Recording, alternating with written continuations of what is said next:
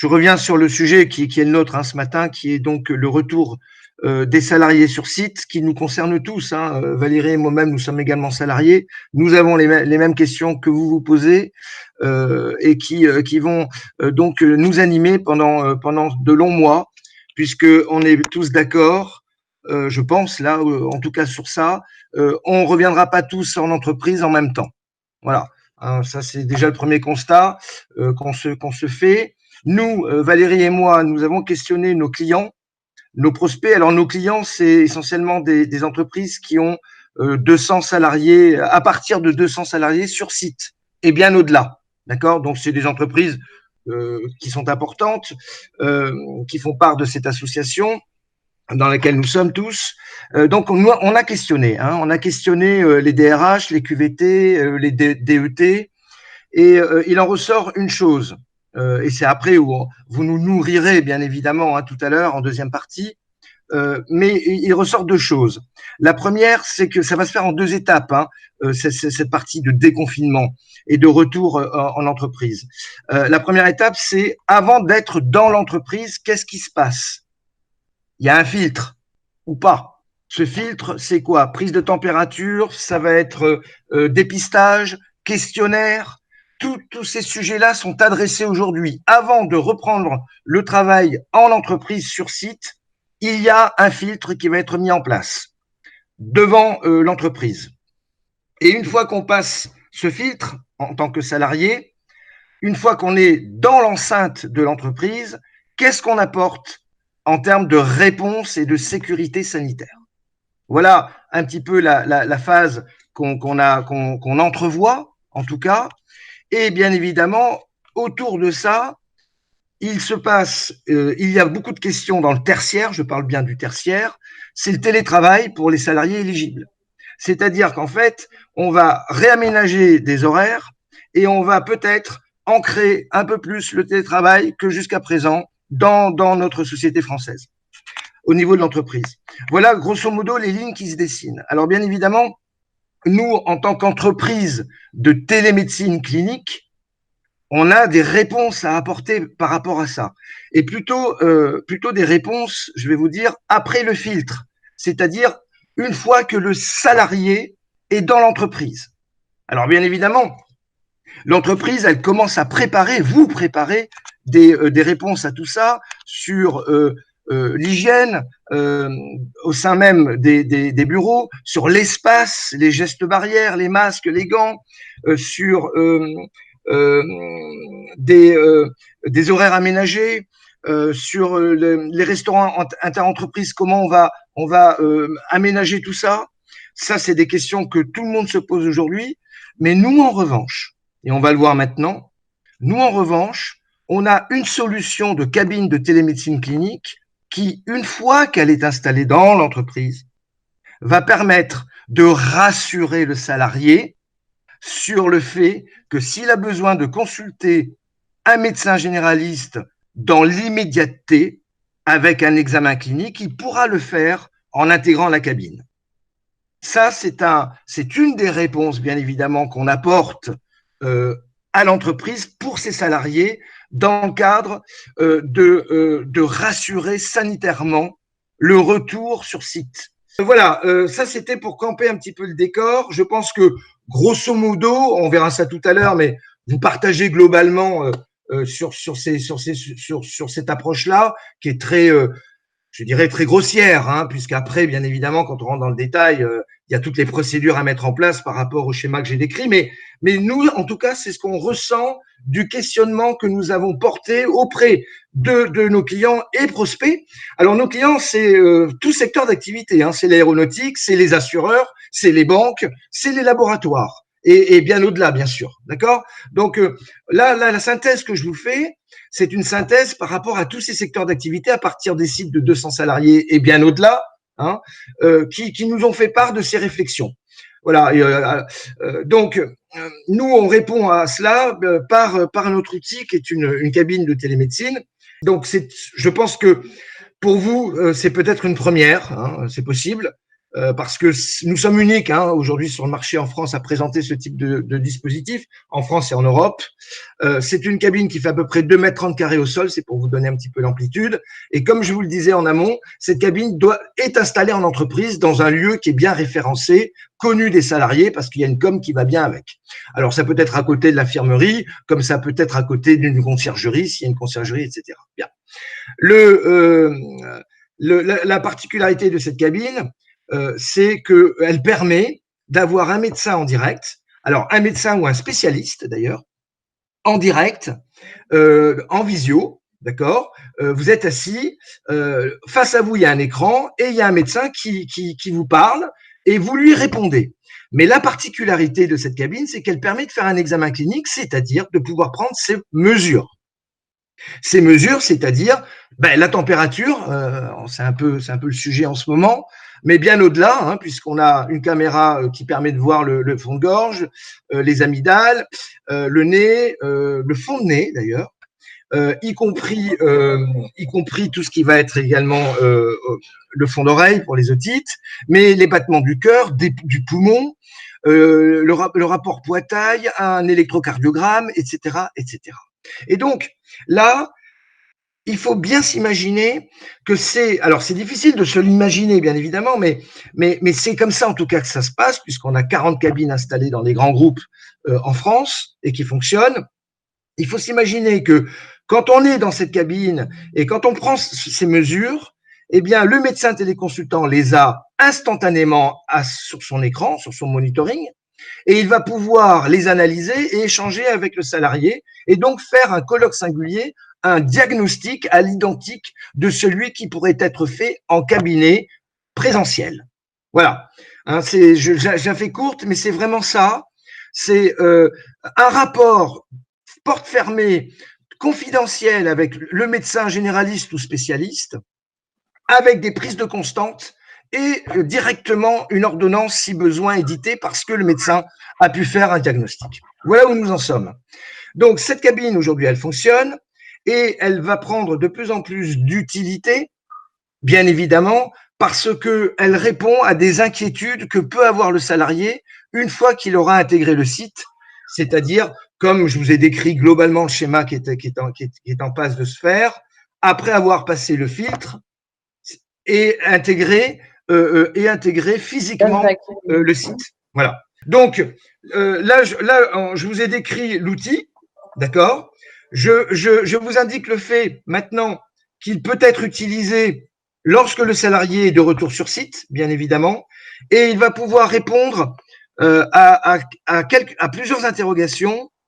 La première, c'est de dire, moi, salarié, j'ai été confiné pendant 1 mois et demi, 2 mois à domicile, et pendant ces 2 mois, je n'ai pas pu aller voir mon médecin généraliste parce qu'on m'a demandé de rester chez moi. Ça, c'est le premier truc.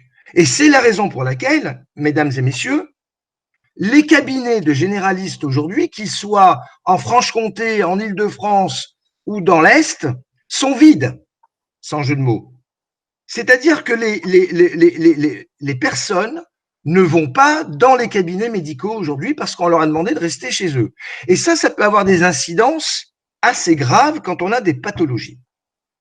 Donc la cabine sur le site, lorsqu'elle est installée, va permettre aux salariés de pouvoir converser avec un médecin spécialiste ou généraliste et de prendre ses constantes sans devoir reprendre les transports en commun pour aller voir son médecin. Parce que, bien évidemment, et vous le savez, il y a un vrai questionnement sur est-ce que je vais prendre les transports en commun et à quelle heure je vais les prendre pour qu'ils soient le moins possible encombrés. Si tant est, je dois retourner sur site. Donc, à ces réponses-là, complètement on répond. Oui, vous avez décidé de revenir sur site, que ce soit à 8h du matin, à 9h, 10h, 11h, et si vous avez besoin de voir un médecin, c'est l'occasion de le faire parce que votre employeur vous propose gratuitement la consultation d'un médecin avec une prise de constante, une réorientation ou une ordonnance pour aller se soigner au plus vite. Voilà le truc.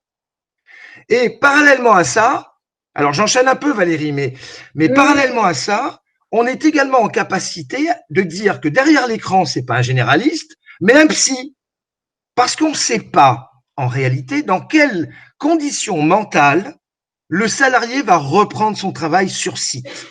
On ne sait pas, puisque nous sommes dans une situation totalement inédite. On peut supputer, mais on ne peut pas avoir de certitude. Et donc, on est aussi en capacité, et Valérie reprendra tout ça, on est aussi en capacité, au-delà d'avoir un généraliste derrière l'écran face aux salariés, on est aussi en capacité à mettre un spécialiste qui peut être un psy ou qui peut être un addictologue ou un nutritionniste si d'autres sujets viendraient à intéresser l'entreprise. Donc, nous sommes véritablement sur des réponses sanitaires, nous sommes également sur des réponses qui vont consolider l'organisation du retour sur site des salariés. Et nous sommes là également, bien évidemment, pour répondre et soigner au plus vite les personnes qui seraient en difficulté. Valérie. Alors, merci Bertrand. Donc, je vais enchaîner sur la partie santé au travail, où aujourd'hui, on n'a jamais autant eu besoin, effectivement, des médecins du travail, des infirmiers de santé au travail et de vos services de santé au travail, puisque aujourd'hui, vous les sollicitez, j'imagine, beaucoup, pour organiser, effectivement, comme l'a expliqué Bertrand, le retour sur site. Parce que, par exemple, les infirmiers sont garants de l'hygiène. Souvent, on l'oublie, mais ils vont pouvoir vous aider à mettre, je dirais, tout votre programme, votre plan de retour sur site, afin de rassurer vos salariés et à la fois rassurer votre direction. Et ça, c'est important parce qu'aujourd'hui, il y a une vraie responsabilité. J'entendais ce matin un syndicat qui s'exprimait en disant voilà, vous avez, vous, entreprise, une vraie responsabilité, une obligation, pas uniquement de moyens, mais une obligation de résultat. Donc, ça va très, très loin aujourd'hui. Et effectivement, les entreprises se disent, eh bien, il va falloir qu'on puisse garantir la santé de nos collaborateurs au travail et surtout les sécuriser pour qu'effectivement, ils n'attrapent pas, entre guillemets, le Covid sur site, mais on imagine tous que c'est extrêmement complexe de pouvoir gérer l'imprévisible et on est dans une situation d'incertitude vraiment très importante. Moi, j'échange énormément avec les médecins du travail aujourd'hui, que ce soit des médecins du travail de très grands groupes ou de médecins de service interentreprises. Et aujourd'hui, eh bien, ils sont en attente aussi de savoir quels sont les tests qu'ils vont devoir prescrire ou pas. Est-ce qu'ils vont avoir l'autorisation de le faire ou pas? Vous avez vu, là, depuis 3 semaines, il y a des ordonnances en santé au travail qui arrivent, mais tous les décrets ne sont pas passés aujourd'hui. Alors, on espérait que le décret, notamment de prescription d'arrêt de travail lié au Covid, puisse être fait par les médecins du travail. Donc ça, c'est l'ordonnance qui était passée, mais le décret n'est pas encore tombé. Et voilà, pour information, certains médecins coordonnateurs ont été de grands groupes ont été consultés par la Directe et le ministère du Travail pour pouvoir faire aboutir rapidement ces décrets. L'objectif est de donner un peu plus, je dirais, de champ d'action aux médecins du travail aujourd'hui et par effet de ricochet aux infirmiers de santé au travail aujourd'hui, parce qu'on s'aperçoit qu'il y a vraiment des choses qui sont importantes aujourd'hui, c'est le capital santé de vos collaborateurs et le vôtre, par évidemment, puisque si on n'a pas de collaborateurs en bonne santé, l'avenir va être un peu compliqué dans les entreprises demain, puisqu'il va falloir avoir une continuité de service, il va falloir continuer à produire, c'est vraiment l'objectif d'une entreprise. La prévention, qui fait de la prévention aujourd'hui? Eh bien, ce ne sont pas les généralistes, ce sont les médecins du travail. Donc, plus on va leur donner aussi de champ d'action à ce niveau-là, plus on va être en capacité d'anticiper. Et je pense que la situation actuelle remet un petit peu l'importance d'un service de santé au travail dans une entreprise et ne le voit plus comme une contrainte. Mon discours depuis une dizaine d'années, c'était de dire attention, la santé au travail, c'est pas une contrainte, c'est une opportunité pour les entreprises. Mais ça a tellement été vécu comme une contrainte qu'on a essayé le plus possible de mettre ça un petit peu de côté ou d'écarter en se disant bon ok, c'est une obligation légale, on va faire le minimum. Et puis, le reste, on va gérer. Et là, on s'aperçoit depuis 2 mois que finalement, eh bien, on ne va pas faire que gérer, on va vraiment remettre ce système au cœur des entreprises. Et le travail qui va être fait avec les médecins du travail, vos infirmiers de santé au travail, si vous en avez sur les sites ou pas, va être vraiment renforcé. Et ils vont vous accompagner à avoir ce retour sur site, à accompagner les salariés. Et effectivement, notre dispositif tel que l'a présenté Bertrand, eh bien, il va effectivement pouvoir servir à la fois à rassurer sur un état de santé, voilà, parce qu'on n'a pas pu se soigner pendant cette période. Et également, on va pouvoir proposer des consultations de spécialistes, comme il le disait, et on présente aussi H4D des programmes de prévention qui vont accompagner ce retour sur site. Et on s'aperçoit bien que le télétravail, aujourd'hui, il n'est pas choisi, il est subi. Le confinement, personne n'a choisi de rester enfermé dans son appartement ou dans sa maison. Ça implique à long terme des incidences sur la santé mentale et il va falloir les traiter. Qui va les traiter en entreprise? Eh bien, ça va être le rôle des médecins et des infirmiers de santé au travail. Ils vont avoir cette prise en charge nécessaire et de vous accompagner. Et le travail collaboratif va vraiment être essentiel. Donc, il va falloir apprendre à mieux se connaître entre les médecins, les infirmiers et vous, des RH et les directions en général. Il faut que ce soit un travail collaboratif. Notre cabine de consultation clinique, eh bien, elle permet effectivement aussi d'avoir cet accompagnement, ces téléconsultations spécifiques avec des spécialistes. On a ce mode aussi de bilan autonome qui est extrêmement important. Je parlais de prévention. La prévention, demain, on parlera beaucoup moins de curatif que de préventif. Donc, on a aussi une évolution de la médecine qui va se faire beaucoup plus sur le préventif. On développe des partenariats aujourd'hui en télémédecine avec des CHU en France, avec des écoles, donc les universités de médecine. Et ça, c'est extrêmement important parce que ça veut dire que la nouvelle génération de médecins va effectivement être complètement aguerrie sur la téléconsultation, sur la télémédecine. Et également, il y a beaucoup de choses qui vont changer sur la partie prévention. Donc ça, c'est favorable à tous. Je veux dire, au moins, ça aura permis de prendre conscience et de pouvoir changer un petit peu ce mode de recours à la médecine. Donc ça, c'est vraiment fondamental. Et puis, il y a un point aussi qui va vous intéresser et qui intéresse aussi vos dirigeants, c'est le partage des responsabilités.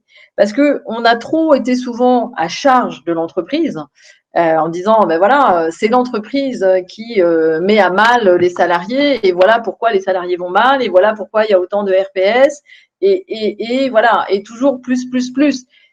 Aujourd'hui, on s'aperçoit que le collaborateur doit devenir acteur de sa santé. C'est-à-dire que cette prise de conscience qui se fait aussi dans le passage de notre cabine de téléconsultation, eh bien, elle change le fonctionnement, le regard sur soi-même. C'est-à-dire que en devenant acteur, en prenant ces mesures, je prends ma température, je prends ma tension, j'ai une téléconsultation, j'ai une auscultation et je suis acteur. Et là, eh bien, dans les visites qu'on fait en parcours de santé au travail, par exemple, eh bien, les infirmiers nous disent derrière, et les médecins, eh bien, le collaborateur, il a un autre regard à la visite qu'on fait ensemble, il a un autre échange et la production de ces rendez-vous est extrêmement intéressante. On apprend énormément de choses sur le collaborateur, sur sa relation au travail, et c'est aujourd'hui ce qui préoccupe effectivement les entreprises.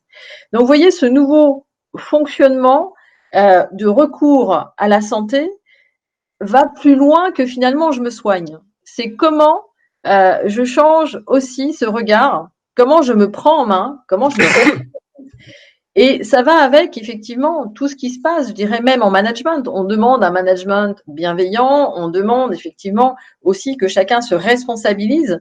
Le télétravail est une façon de se responsabiliser, de devenir acteur aussi. C'est-à-dire que je subis une contrainte, il faut que j'en fasse une opportunité. Comment je travaille un peu différemment. Et en télémédecine, on est un peu dans la même approche, c'est-à-dire que on revoit les basiques métiers de la médecine, on revoit une sémiologie, on repart des basiques. Et bien, dans nos métiers aujourd'hui, on est tous en train de repartir sur nos basiques, comme on peut le faire en commercial, comme on peut le faire en management et dans toutes les fonctions, en fait. Donc, on a ce spectre beaucoup plus général. Mais votre objectif, c'est effectivement de pouvoir avoir des salariés en bonne santé au sein de vos entreprises et vous êtes garant effectivement de cette bonne santé physique et mentale. On va peut-être vous repasser la parole pour refaire un tour de table et voir si vous avez effectivement des questions. Et sachez que bien après cela, on pourra vous envoyer une présentation beaucoup plus détaillée de manière à pouvoir aussi présenter à vos directions ou échanger entre différents services cette possibilité d'avoir recours à nos services. Juste un point que j'ai peu évoqué, en santé au travail, on a également la possibilité de faire la prestation d'infirmier de santé au travail. Pour les entreprises qui aujourd'hui étaient un petit peu sur des seuils un peu borderline, 450 salariés, 500 en tertiaire, bon, l'obligation est à 500, bon, j'en ai 550, 600. C'est le moment vraiment de remettre, je dirais, vos forces aussi sur la santé au travail. Un infirmier, c'est vraiment pas une contrainte, c'est vraiment une opportunité. Et en plus, c'est vraiment quelqu'un qui va vous accompagner aujourd'hui dans toutes ces démarches. Et c'est vraiment important pour vous vis-à-vis de vos salariés. C'est aussi des messages très forts en responsabilité.